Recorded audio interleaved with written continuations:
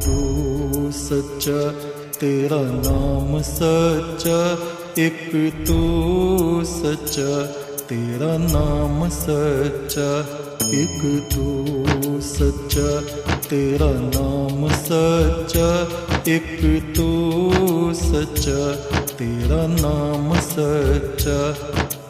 कोई नहीं तेरे जैसा तेरे सिवा, एक तू सच्चा, तेरा नाम सच्चा। सब जगह तेरी रोशनी का दरिया, एक तू सच्चा, तेरा नाम सच्चा। सब बीमार तू बीमारों की दवा, एक तू सच्चा, तेरा नाम सच्चा। बेहतर है बहस से जिक्र तेरा, एक तू सच्चा, तेरा नाम सच्चा। ये मेरा जिस्म है महल तेरा, जहाँ रात दिन चमके नूर तेरा। इस नूर का तवाफ करे सातों आसमां, हर फरिश्ता नूर में करे सजदा। एक तू सच्चा, तेरा नाम सच्चा, एक तू सच्चा, तेरा नाम सच्चा। और हमें करनी है आत्मा की पूजा। एक वो आत्मा जो हमारे शरीर में निवास करती है, एक वे आत्माएं जो दूसरे शरीरों में निवास करती हैं।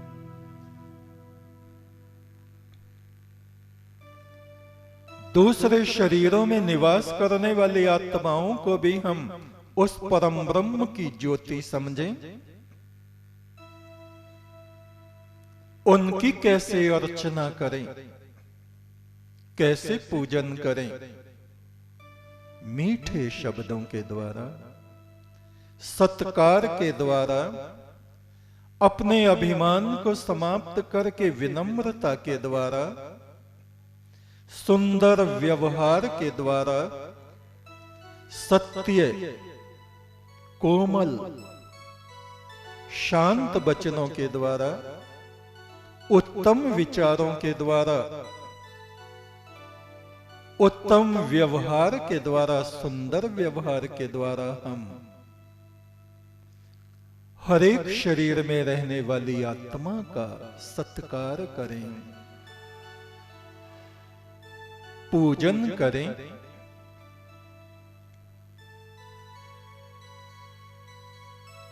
एकम सदविप्रा बहुधा वदंती, वो तो एक ही है, अनेक अनेक शरीरों को वो धारण कर लेता है, सब में वो एक ही है। गुरा एक देह बुझाई, सबना जीवा का एक दाता, सो में बिसर न जाई। हजारों लाखों मट्टी के घड़े, उनमें पानी भरा हुआ, और हर एक घड़े में सूर्य का प्रतिबिंब चमक रहा है। ये प्रतिबिंब परमात्मा का है। सूर्य तो आकाश में है, लेकिन उसकी छाया हमारे घट में, घड़े में, शरीर में चमक रही है। इस छाया को ही आत्मा कहा जाता है। इस आत्मा की सुनहरी छाया को हम मनुष्यों में, पशु पक्षियों में, वृक्षों में, सब में, मित्र में, शत्रु में, ज्ञानी में, अज्ञानी में, ब्राह्मण में, चंडाल में, कौवे, कबूतर, कछुए, देवताओं में, नदी नालों में, संपूर्ण प्रकृति में महसूस करें और हर किसी का सत्कार करें, किसी का अनादर ना करें, किसी का अपमान ना करें। किसी का अपमान करके संतुष्ट ना हो, दूसरे को नीचा दिखा के खुद बड़े बनने की इच्छा ना रखें। स्वयं उस परमेश्वर के मार्ग में चलें और दूसरों को भी विनम्रता पूर्वक सुंदर वाणी में उस सनातन मार्ग की तरफ चलने की सलाह दें। ये है आत्मा का पूजन। हमारे जीवन में एक सा समय कभी नहीं रहता। कभी बाल्य अवस्था होती है, कभी कुमार अवस्था होती है, कभी युवा अवस्था, कभी प्रौढ़ अवस्था, फिर सूर्य ढलान पे चलने लगता है। सूर्य ढलते ढलते ढलते अस्ताचल की तरफ जाता है। बचपन से ही जिनको सत्संगति मिली है, युवावस्था के बरसाती नदी जैसे वेग को जिन्होंने धर्म आचरण की मर्यादाओं से बांधा है,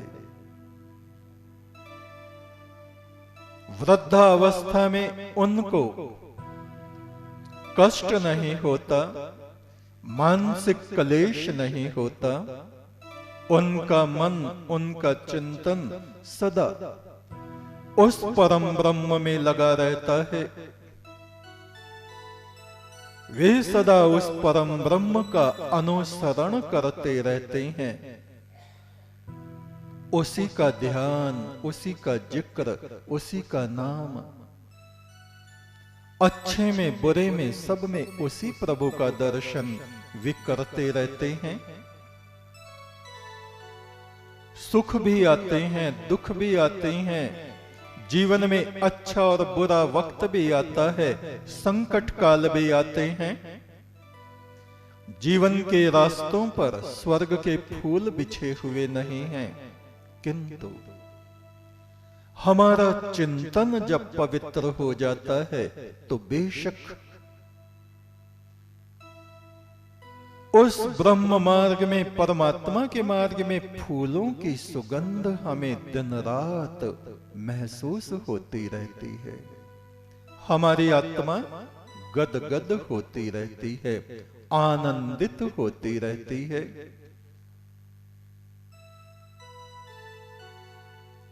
कल्प किन्नर नाम के एक देवता हुए। एक युग में परमेश्वर की आज्ञा से वे इस पृथ्वी पर आए। एक सितारे की तरह आकाश से उतरे। देखा सूर्य चमक रहा है, पृथ्वी पर उतरे। एक घाटी है, चारों तरफ फूल खिल रहे हैं। नदी कल कल करके पत्थरों के बीच से बह रही है। एक बड़ी सी शिला पर बैठ गए। पृथ्वी के इस अद्भुत सौंदर्य को निहारने लगे, मगन हो गए। उस परम ब्रह्म की स्तुति करने लगे, हे प्रभु, तूने कितना सुंदर इस संसार को बनाया। एक पेड़ जो फूलों से लदा हुआ था, एक एक फूल को छू छू के उन्होंने देखा। परमेश्वर का नाम उन फूलों के कानों में मानो उन्होंने कहा। निकट ही एक गुफा थी, उसमें तप करने के लिए बैठ गए। कितना समय बीत गया होगा पता नहीं चला। ऋतुएं एक जैसी नहीं रहती, मौसम एक जैसे नहीं रहते। बहुत दिन बाद वो गुफा से बाहर निकले और क्या देखा, पूरी घाटी में पतझड़ आया हुआ है। सारे वृक्षों के पत्ते झड़ गए हैं, फूल समाप्त हो गए हैं, जगह जगह बर्फ की चादर बिछ गई हैं। वे फूल कहां गए? वो हरियाली कहां गई? देवलोक में तो ऐसा नहीं होता। वहां तो पुष्प हर समय खिले रहते हैं। ये पृथ्वी, ये धरती, उनके मन में कुछ शोक जैसा पैदा हुआ। आकाश की तरफ उन्होंने दृष्टि उठाई। हे अंतर्यामी, हे जगत के नियंता, तुम सुंदरता को बनाते हो और दूसरे हाथ से मिटाते भी रहते हो। तुम्हारा ये कर्म अद्भुत है। फिर से गुफा के भीतर चले गए। न जाने कब तक ध्यान में रहे होंगे। कितने ही दिनों के बाद वो फिर गुफा से बाहर आए। देखा, जहां वृक्ष थे वहां केवल पेड़ों के जले हुए लकड़ियां पड़ी हुई हैं। खामोश नदी बह रही है। सारा वन उपवन जल के राख हो गया है। हे प्रभु, ये तुम्हारा कौन सा रूप है? हमने तो देवलोक में केवल तुम्हारा ज्योति स्वरूप देखा है। देवताओं के सुनहरे चमकते वस्त्र, प्रकाश जिनके शरीरों से निकलता है, ऐसे देवगण और ये पृथ्वी। उन्होंने सोचा यहां के मनुष्यों को भी देखना चाहिए और ग्राम से ग्राम, ग्राम से ग्राम उन्होंने विचरण किया। जिस गांव में जाते दुखों से, वेदनाओं से, बीमारियों से, आपसी कलह कलेश से पीड़ित प्रजाओं को उन्होंने देखा। उनका हृदय दुख से भर गया। हे प्रभु, ये तुम्हारी सृष्टि, तुम आनंद स्वरूप परम पुरुष। मैं तो समझता था तुम्हारी सारी सृष्टि देवलोक जैसी है। हे प्रभु, इतने पीड़ित लोग, इतने दुखी आत्माएं, किस लिए तूने ऐसे जगत को बनाया? सूर्य की तरफ देखने लगे। आंखों से जलधार बह रही है। ऐसी पीड़ा को कभी देवलोक में हमने अनुभव नहीं किया प्रभु। कोई ज्योति पुरुष सूर्य से उतरा, उनके निकट आया, कहा, कल्प किन्नर, जहां तुम खड़े हो ये देवलोक नहीं है, ये मृत्यु लोक है। यहां आत्माओं को सत्कर्म करने के लिए भेजा जाता है, किंतु सत्कर्म लोग करते नहीं। दुष्कर्मों से बचने के लिए उनको भेजा जाता है, उन दुष्कर्मों से बचते नहीं। सत्पुरुषों की संगति के लिए उनको भेजा जाता है, सत्पुरुषों की संगति वे करते नहीं। करते भी हैं तो उनके ज्ञान अमृत को वे धारण करते नहीं, अपने निम्न नीच कर्मों का त्याग नहीं करते और देवात्माओं के दिव्य आचरण को वे धारण नहीं करते। ये ही इनके दुखों का कारण है। चलो, तुम्हें उचित लगे तो सूर्य लोक में वापस चलें।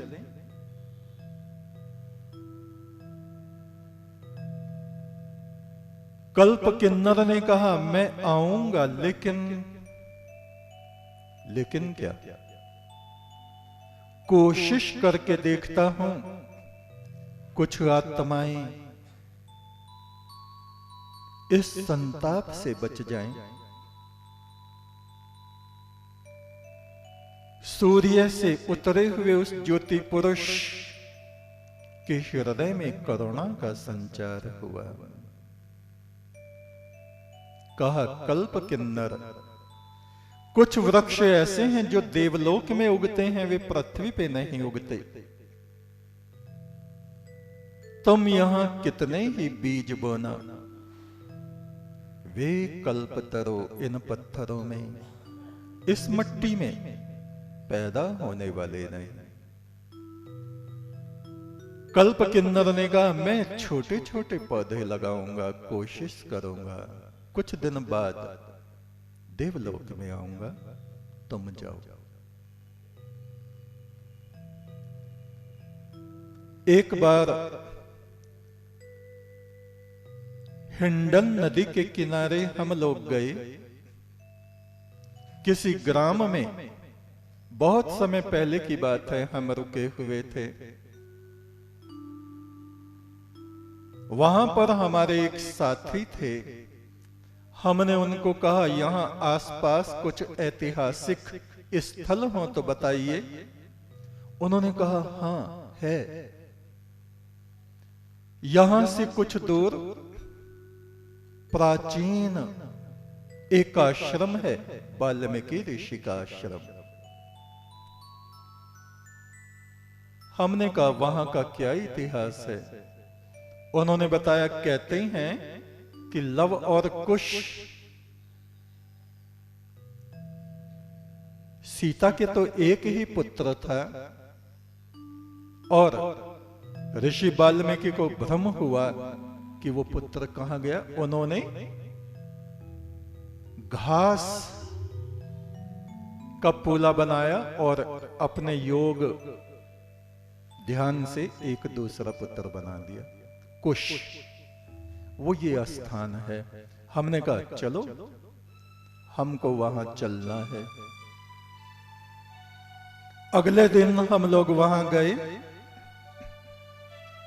देखा, बहुत पुराना स्थल, बड़ा ऊंचा सा टीला है, टूटे फूटी दीवारें, बड़ा सा एक गेट, छोटी छोटी ईंटें। राजशाही जब कभी चलती होगी किसी राजा ने, एक बड़ा सा बुलंद दरवाजा वहां बनवाया हुआ था। एक तू सच्चा, तेरा नाम सच्चा, संसार के मालिक तेरा नाम सच्चा। एक तू सच्चा, तेरा नाम सच्चा, संसार के मालिक तेरा नाम सच्चा। एक तू सच्चा, तेरा नाम सच्चा, संसार के मालिक तेरा नाम सच्चा। एक तू सच्चा, तेरा नाम सच्चा, संसार के मालिक